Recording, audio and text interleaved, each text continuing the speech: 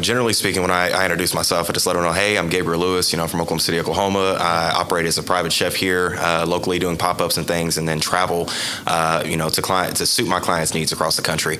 I kind of dance around the elephant in the room, just to kind of give people a straight and forward on who I am as a person, and then let everything kind of wash over after. Yeah. So, born and raised here? Oh, yeah. Born and raised. I like to tell people all the time, I was born at Baptist Integris on Northwest Expressway, and my first two jobs were right across the street. Where at? Chipotle and Panera. Oh, it's sick.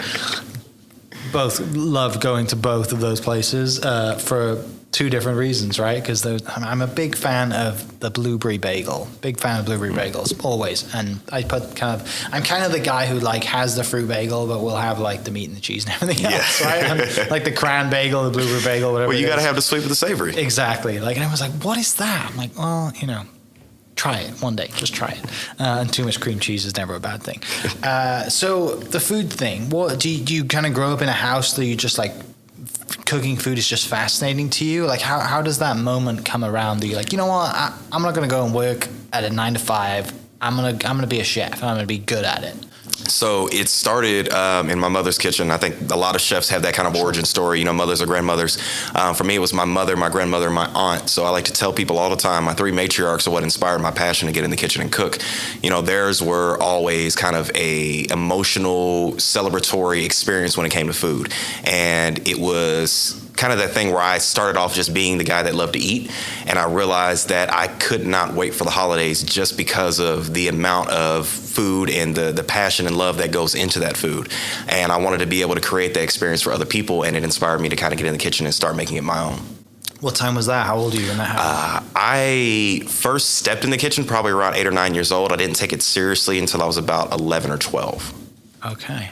And then, so during this time growing up, are you kind of as well into, not just food? Food is probably the thing you get away from, but are you kind of typical kid growing up, sports, running around, doing other stuff, or was food the only thing, or are you into a bunch of other things as well? Food was my only thing. I was not an extracurricular kid. I did not, stay at school longer than I had to. And I just kind of fell into things that I love. So it was pretty much just food and old school 90s anime. That was my two things. Okay. And sometimes those went hand in hand.